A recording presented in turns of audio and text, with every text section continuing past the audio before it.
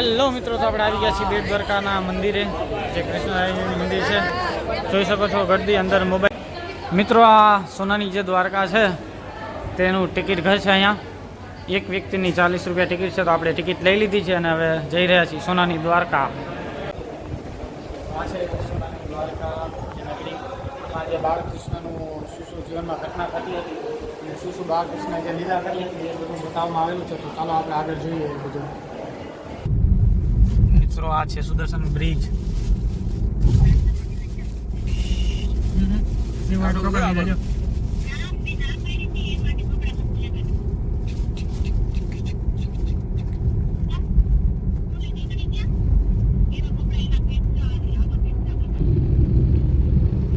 Hello મિત્રો, તો આપણે હવે બસ પહોંચ્યું છીએ બેટ દ્વારકા. તમે આ જોઈ રહ્યા છો હોડીઓ. આ હોડીઓ બેટ દ્વારકા લઈ જવામાં કામ આવતી, પણ હાલ જે સુદર્શન જે બ્રિજ બની ગયો છે એના હિસાબે આમનો ધંધો થોડો નબળો પડી ગયો છે અને મચ્છી પકડવામાં પણ કામ આવતું હતું, જે બોટ છે તે બધા. તો હાલ આપણે હવે જઈ રહ્યા છીએ બેટ દ્વારકા સુદર્શન બ્રિજ ઉપર થઈને. તમે આગળ આજે જોઈ રહ્યા છો કે સુદર્શન બ્રિજ છે. તો થોડીક જ વારમાં આપણે ત્યાં પહોંચવાના છીએ.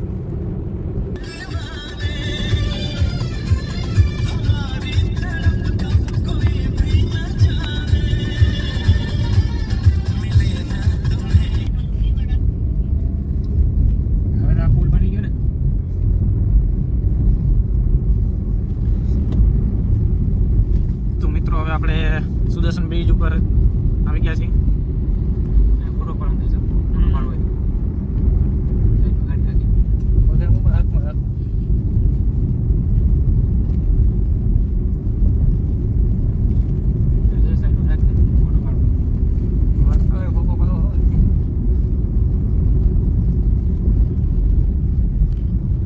ગુટકાવાળા ધંધો ભાંગી ગયો ભાઈ.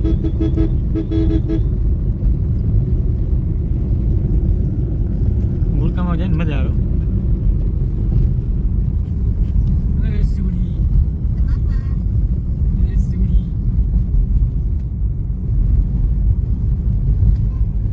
કઈનું આવતું જ નથી આયેલા.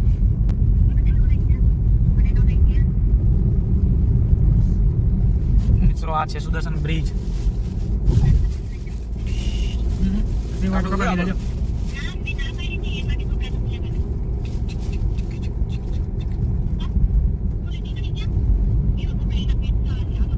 હેલો મિત્રો, તો આપણે આવી ગયા છીએ બેટ દ્વારકા. અહીંયા પાર્કિંગ કરી દીધી છે. હવે અહીંથી આપણે રિક્ષામાં 10-10 રૂપિયા ભાડું છે. આ ભાઈ લઈ જાય છે આપણે બેટ દ્વારકા દર્શન કરાવવા. ઇલેક્ટ્રિક રિક્ષા છે. સાગરભાઈ બેસી ગયા છે. આ ભાઈ શું નામ? આ ભાઈનું ભૂલી ગયા. હા, જયેશભાઈ આવી ગયા અને હું અને જીતુભાઈ પણ બેસી ગયા છીએ રિક્ષામાં. પબ્લિક જોઈ લ્યો તમે. ગાડી પાર્કિંગ અહીંયા છે. અહીંથી બધાને 10-10 રૂપિયા દઈને રિક્ષામાં બેસી અને જવાનું છે બેટ દ્વારકા. આ કયો બ્રિજ હતો? હા, સુદર્શન બ્રિજ. અહીંયાથી આપણે અહીંયા આવ્યા. હવે અહીંથી જવાનું રિક્ષામાં.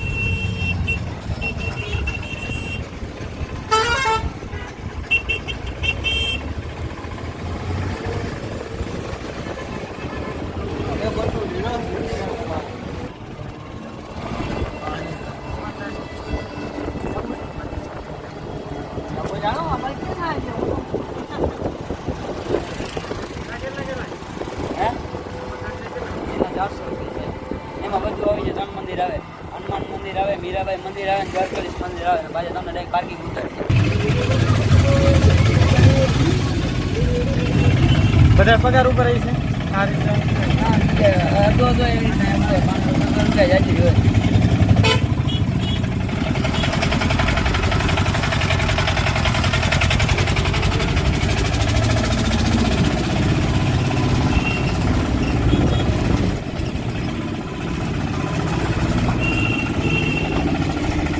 હેલો મિત્રો, તો આપણે આવી ગયા છીએ બેટ દ્વારકાના મંદિરે, જે કૃષ્ણરાયનું મંદિર છે. જોઈ શકો છો ગરદી. અંદર મોબાઈલ લઈ જવાની મનાઈ છે. દર્શન કરીને આવી ગયા છીએ બહાર. હવે જવાના છીએ બજારમાં. તો ચાલ્યો આપણે નીકળી બજારમાં.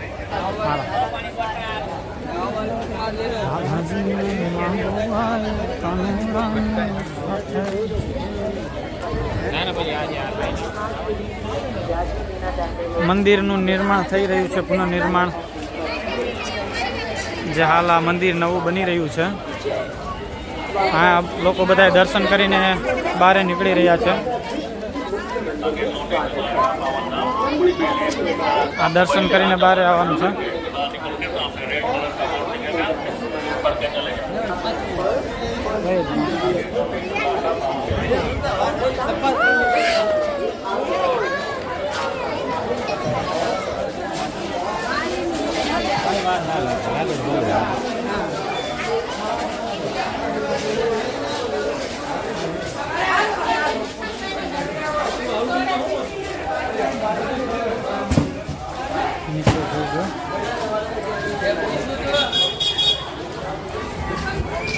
₹10 એકદમ ઘાટી મસાલા સાઈઝ. હો ભાઈ, ₹10 ને ₹10.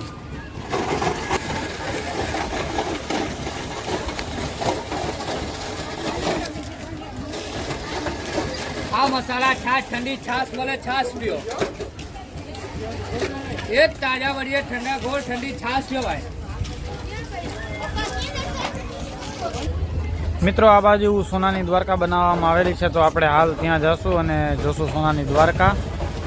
પછી વિડીયોને આપણે અહીંયા જ અંત કરી દઈશું. વિડીયો પસંદ આવે તો લાઇક કરી દેજો અને ચેનલને સબસ્ક્રાઈબ કરવાની બાકી હોય તો સબસ્ક્રાઈબ કરી દેજો. પછી આપણે મળશું શિવરાજપુર બીચમાં. તો ચાલો આપણે જઈએ સોનાની દ્વારકામાં. મિત્રો, આ છે સોનાની દ્વારકા. તો ચાલો આપણે અંદર જઈ અને સોનાની દ્વારકાના દર્શન કરીએ. તો ચાલો મારી સાથે.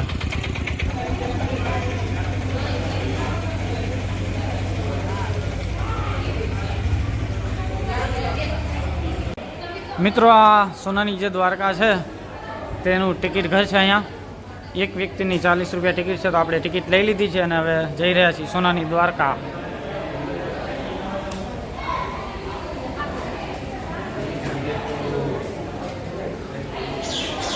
ટિકિટ લઈ લેવા બારીએ.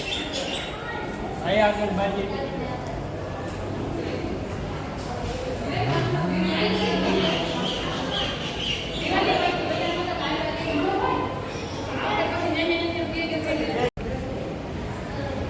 આપણે આવી ગયા છીએ સોનાની દ્વારિકામાં.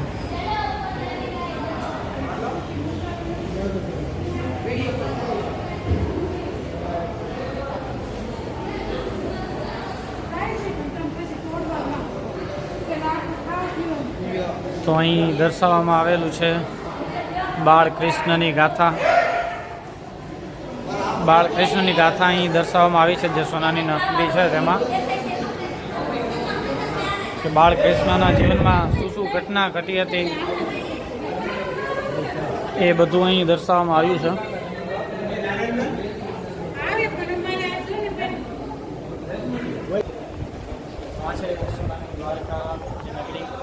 જે બાળકૃષ્ણનું શું શું જીવનમાં ઘટના ઘટી હતી અને શું શું બાળકૃષ્ણ જે લીલા કરી હતી એ બધું બતાવવામાં આવેલું છે. તો ચાલો આપણે આગળ જોઈએ એ બધું.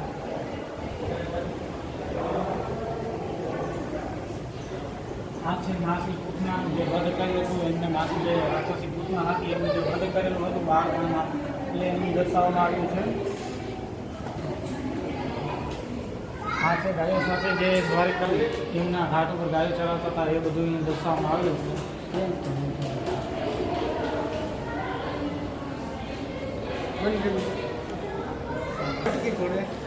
આ બાળકૃષ્ણ જ્યારે નાના હતા ત્યારે માખણ ચોરતા હતા તે મટકી ફોડ અહીં દર્શાવવામાં આવેલ છે. મતલબ કે અહીંયા પૂરું એમનું જીવન દર્શાવવામાં આવેલું છે. એમને બાળપણમાં શું શું લીલા કરેલી હતી, તે ક્યાં ક્યાં ગયા હતા, ક્યાં ક્યાં રાક્ષસોને એમનું વધ કરેલું હતું એ બધું અહીં દર્શાવવામાં આવ્યું છે. તો એકવાર તમારે આવું જરૂર છે. જ્યારે દ્વારકા આવો તો બેટ દ્વારકામાં હાલ બનાવવામાં આવેલું છે મ્યુઝિયમ.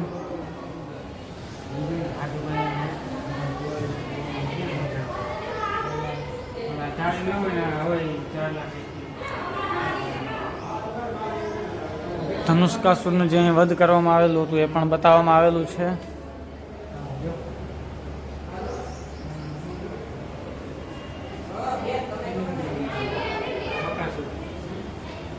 બકાસુરનું જે વધ કરેલું હતું તે તેમની મતલબ અહીંયા જે પૂરી લીલા છે, જેમને કેમને અસુરોના વધ કરેલા હતા, શું શું ગોપીઓ સાથે રાસ રચેલા હતા, એ બધું દર્શાવવામાં આવેલું છે.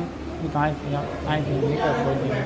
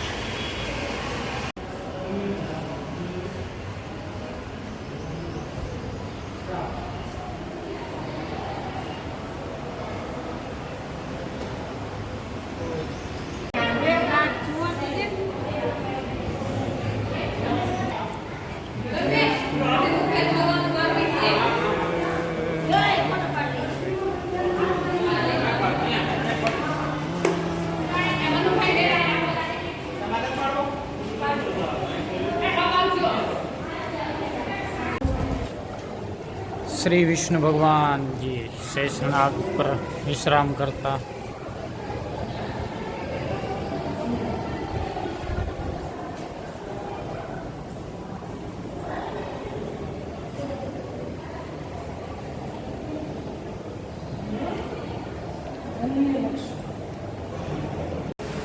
મિત્રો, હવે જે શ્રી કૃષ્ણનું હતું એ પૂરું થઈ ગયું છે. તેમની જે જીવનગાથા હતી, હવે મહાભારત અધ્યાય અહીં ચાલુ થયો છે.